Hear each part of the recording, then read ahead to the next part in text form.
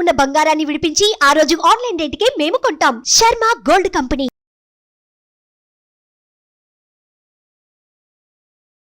నమస్తే, welcome to Suman TV. నేను మీ యామ్ని. ప్రస్తుతం మనతో ఉన్నారు ప్రముఖ ఆధ్యాత్మికవేత్త, జ్యోతిష్య రత్న డాక్టర్ శ్రీమతి కోనాల భాగ్యలక్ష్మి గారు ఉన్నారు. అమ్మతో మనం మాట్లాడదాం. నమస్తే అమ్మ. నమస్తే అమ్మా. అమ్మ, ఈ ఏప్రిల్ నెలలో అసలు తులారాశి వారికి ఏ విధంగా ఉండొచ్చు అంటారు? అలానే వీళ్ళకి సంబంధించిన పరిహారాలు కూడా తెలియజేయండి అమ్మ. ఓం గణపతే నమః. శుక్లాంబరధరం విష్ణుం శశివర్ణం చతుర్భుజం ప్రసన్నవదనం ధ్యాయే సర్వ విఘ్నోపశాంతయే. ఓం గణపతే నమః. శ్రీమాత్రే నమః. ముఖ్యంగా ఈ 1/4/2024 30/4/2024 ఏ విధంగా ఉండబోతోంది ద్వాదశ రాశుల వారికి అనే విషయాన్ని ఇప్పుడు ఒక్కసారి మనం పరిశీలిద్దాం. 2వ తారీఖున బుధుడు వక్రంలోకి వెళుతున్నాడు. అదేవిధంగా చూసినట్లయితే 10వ తారీఖున మీనరాశిలోకి వెళ్తున్నాడు మళ్ళీ బుధుడు. అది ఆ విధంగా బుధగ్రహ సంచారం ఆ విధంగా ఉంది. 14వ తారీఖున రవి మేషరాశిలోకి వెళ్ళబోతున్నాడు. 24వ తారీఖున మీనరాశిలోకి కుజుడు ప్రవేశించబోతున్నాడు కుంభం నుంచి. 25వ తారీఖున శుక్రుడు తను ఉన్నటువంటి మీనరాశి నుంచి మేషంలోకి ప్రయాణం చేయబోతున్నాడు. ఇది ఈ యొక్క ద్వాదశ రాశుల్లోని గ్రహ సంచారం యొక్క ప్రయాణాలు, విశేషమైనటువంటి ప్రయాణాలు ఇవి. సరే, ద్వాదశ రాశుల వారికి ఏ విధంగా ఉండబోతుంది అనే విషయాన్ని ఇప్పుడు మనం పరిగణలోకి తీసుకుందాం. తులారాశి వారికి ఏప్రిల్ మాసంలో చిత్తా 3, 4 పాదాలు, స్వాతి నక్షత్రం, అదేవిధంగా విశాఖ ప్రథమ, ద్వితీయ, తృతీయ ఏ విధంగా ఉండబోతుందో తెలుసుకుందాం. ముఖ్యంగా చూసినట్లయితే కనుక తులారాశి వారికి 7th హౌస్లో గురు బుధులు, షష్టమంలో చూస్తే రవి రాహువు శుక్రుల కలయిక, అదేవిధంగా 5th హౌస్లో చూస్తే శని కుజులు. అయితే కొన్ని విషయాల్లో ద్వాదశంలో చూస్తే కేతువు. ఏ విధంగా ఉండబోతుందంటే కనుక కొన్ని విషయాల్లో వీళ్ళు ఆలోచించి మంచి నిర్ణయాలు తీసుకునేటటువంటి అవకాశాలు అయితే బ్రహ్మాండంగా కనిపిస్తున్నాయి. అయినప్పటికీ కూడా కొన్ని విషయాల్లో తొందరపాటుగా గబక్కన మాట అని నాలుగు ఖర్చుకుంటూ ఉంటారు. ఆ తొందరపాటుతనం లేకపోతే అన్ని విధాలుగా కూడా బంధుమిత్రులతో వివాదాలు ఏర్పడకుండా ఆనందంగా ఉండేటటువంటి కార్యక్రమం కనపడుతుంది. ఎందుకంటే మీ నోరే మీకు శత్రువు, అంతకన్నా ఇంకేం లేదు. ఇందులో మొహమాటం కూడా లేదు. అందుకని ఆరోగ్యపరంగా మంచి మార్పులే కనిపిస్తున్నాయి. అనారోగ్య పరిస్థితులు ఏమీ లేవు. ఆరోగ్యపరంగా బాగుంటుంది. అయితే కొన్ని విషయాల్లో ఏంటంటే కనుక తలపెట్టుకున్న పనులు ఆటంకాలు కలగడం కానీ, చికాకులు ఏర్పడటం కానీ అలాంటివి ఉన్నప్పుడు ఏప్రిల్ 9 వరకు కాస్త మాట ఎదుటి వాళ్ళతో మాట్లాడేటప్పుడు కాస్త మితిగా పరిమితి ఒకటి పెట్టుకొని మాట్లాడితే అన్ని విధాలా బాగుంటుంది. అయితే ఈ విషయాలు జాగ్రత్త వహిస్తే సరిపోతుంది.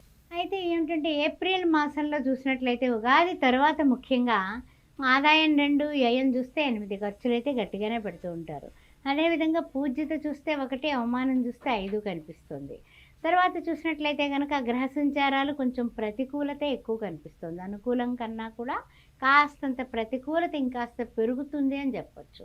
తర్వాత విషయానికి వస్తే అన్నింటా కూడా ఆటంకాలే ఎక్కువగా కనిపిస్తున్నాయి.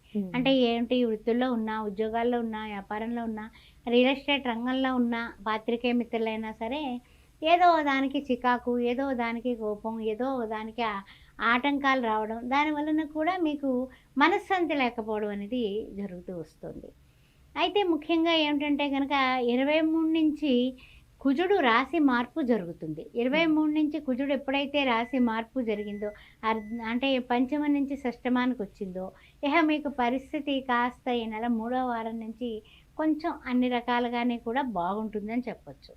అయితే ముఖ్యంగా ఏంటంటే 7th హౌస్కి రవి రావడం, బుధుడేమో 2వ తారీఖున వక్రగతిన ఉండడం, ఇలాంటి చిన్న ఈ గ్రహ చలన మార్పుల వలన కూడా కొన్ని చికాకులు మీకు కలిగేటటువంటి అవకాశాలు కనిపిస్తున్నాయి. అదేవిధంగా ప్రణాళికాయుతంగా మీరు కొనసాగితే, అంటే డెడికేషన్, డిటర్మినేషన్, డిసిప్లిన్ పాటిస్తే మీరు ఎక్సలెంట్గా విన్ అవుతారు. అయితే కొన్ని విషయాల్లో ఏంటంటే ఆర్థికంగా మాత్రం ప్రయోజనాలు బాగున్నాయి. ప్రయోజనాలు ఏర్పాటు చేసుకుంటారు. అన్ని విధాల ఆర్థిక పరిస్థితుల్ని మీకు అనుకూలంగా మార్చుకోగలుగుతారు. అందువల్ల ఆర్థికంగా మీరు నెగ్గినట్లే లెక్క.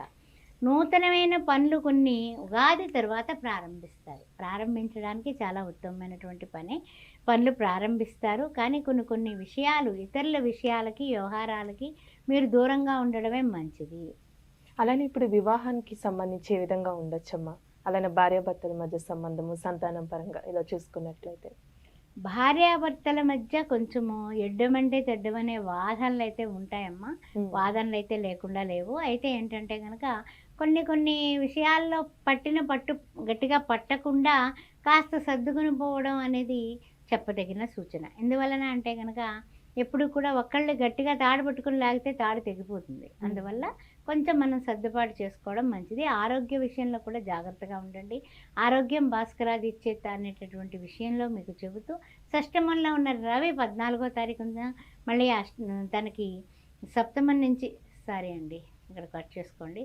షష్టమంలో ఉన్నటువంటి రవి సప్తమంలోకి రాకపోతున్నాడు. అందువల్ల కొన్ని కొన్ని విషయాలు జాగ్రత్తగా ఆరోగ్య విషయంలో కూడా రవికి సంబంధించిన సూర్య నమస్కారాలు చేసుకోవడం, రవికి సంబంధించిన ఆదిత్య హృదయం చదువుకుంటే మీకు ట్రాన్స్ఫర్ల విషయంలో కానీ, ఆఫీసులో కానీ, వ్యాపారంలో కానీ, ఉద్యోగంలో కానీ, భార్యాభర్తల సమస్యలు కానీ, ఇబ్బందులు ఆటంకాలు లేకుండా ఎక్కడైతే మనము ఆదిత్య హృదయం చదువుతామో అక్కడ విజయం తథ్యం. అలానే ఇప్పుడు ఆరోగ్యం సంబంధించి ఏదైనా సమస్యలు ఉండొచ్చమ్మా ఈ రాశి వారికి? ఆరోగ్యం భాస్కరాదిచ్చేది అంటూ ఉంటాం కదా. రవిని ఎప్పుడైతే మీరు ప్రార్థిస్తారో రవి కూడా మీనం నుంచి చక్కగా వచ్చేస్తున్నాడు కదా. 15వ తారీఖు వరకు మీరు జాగ్రత్తలు తీసుకుంటే చాలు. షష్టమం నుంచి సప్తమానికి వచ్చేస్తున్నాడు. అందువల్ల పర్వాలేదు, ఆరోగ్యం పర్వాలేదు. అలానే ఈ రాశి వారికి ఎలాంటి పరిహారం చేసుకోవాలమ్మా అసలు? ఈ రాశి వారికి చెప్పాలంటే కనుక ముఖ్యంగా ఈ యొక్క స్వాతి, తర్వాత చిత్త, విశాఖ నక్షత్రాల వాళ్ళు మర్చిపోకుండా ప్రతిరోజు కూడా అమ్మవారి ఆరాధన చేసుకోవడం. ఓం శ్రీ మాత్రే నమః, ఓం శ్రీ మాత్రే నమః అని 5 సార్లు అనుకొని కుంకుమ ధరించడం చెప్పదగిన సూచన. శుక్రవారం పూట తప్పనిసరిగా ముత్తైదువులకి 6 ముత్తైదువులకి తప్పనిసరిగా పండు తాంబూలం ఇచ్చి చక్కగా జావికల గుడ్డలు అవి మీ శక్తానుసారం మీకు ఉంటే ఇవ్వండి. లేదా 2 అరటిపళ్ళు, 2 తమలపాకులు తాంబూలం ఇచ్చి 6 ముత్తైదువులకి ఈ నెలంతా కూడా ఎప్పుడు ఒక శుక్రవారం నాడు 6 ముత్తైదువులకి ఇస్తే మరొక శుక్రవారం నాడు పిల్లలకి, చిన్న చిన్న పిల్లలకి బొట్టు, కాటుక అలాంటివి కొనివ్వడం.